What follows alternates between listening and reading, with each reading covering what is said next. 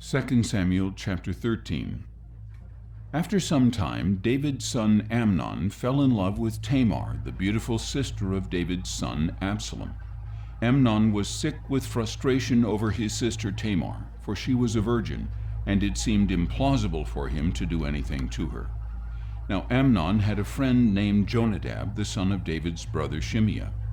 Jonadab was a very shrewd man, so he asked Amnon, "Why are you, the son of the king, so depressed morning after morning? Won't you tell me?" Amnon replied, "I am in love with Tamar, my brother Absalom's sister." Jonadab told him, "Lie down on your bed and pretend you are ill.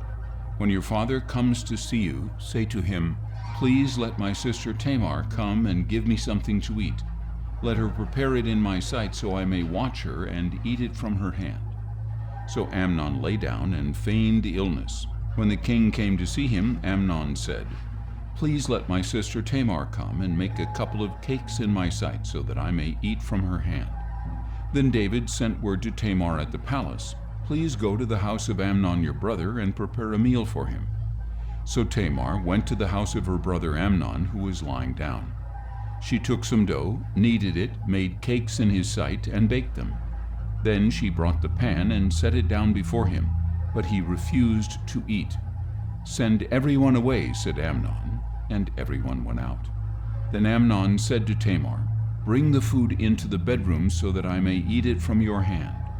Tamar took the cakes she had made and went to her brother Amnon's bedroom.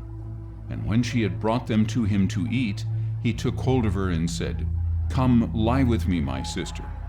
"No, my brother," she cried, "do not humiliate me, for such a thing should never be done in Israel. Do not do this disgraceful thing. Where could I ever take my shame? And you would be like one of the fools in Israel. Please speak to the king, for he will not withhold me from you."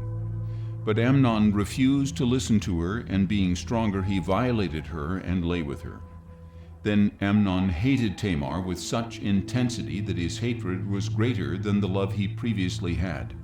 "Get up," he said to her, "be gone." "No," she replied, "sending me away is worse than this great wrong you have already done to me." But he refused to listen to her. Instead, he called to his attendant and said, "Throw this woman out and bolt the door behind her."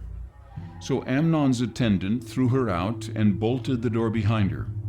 Now Tamar was wearing a robe of many colors, because this is what the king's virgin daughters wore. And Tamar put ashes on her head and tore her robe, and putting her hand on her head, she went away, crying bitterly. Her brother Absalom said to her, "Has your brother Amnon been with you? Be quiet for now, my sister. He is your brother. Do not take this thing to heart." So Tamar lived as a desolate woman in the house of her brother Absalom. When King David heard all this, he was furious, and Absalom never said a word to Amnon, either good or bad, because he hated Amnon for disgracing his sister Tamar.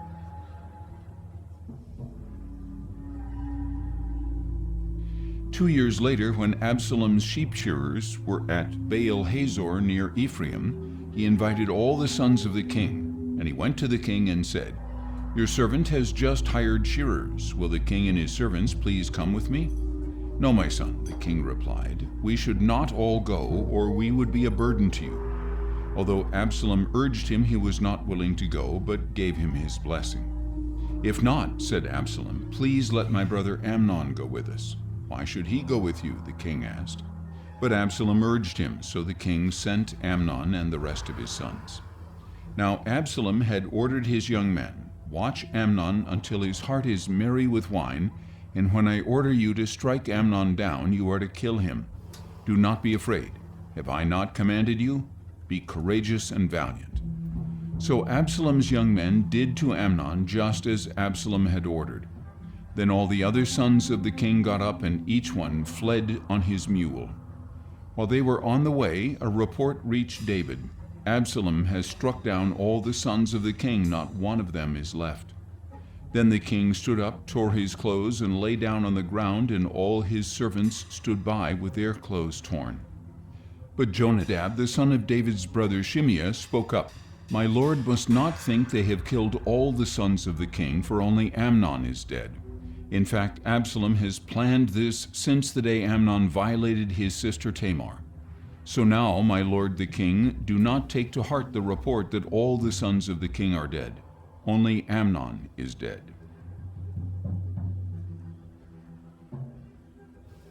Meanwhile, Absalom had fled. When the young man standing watch looked up, he saw many people coming down the road west of him, along the side of the hill. And the watchman went and reported to the king, "I see men coming from the direction of Horonaim along the side of the hill."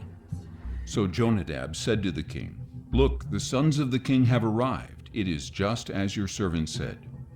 And as he finished speaking, the sons of the king came in, wailing loudly. Then the king and all his servants also wept very bitterly.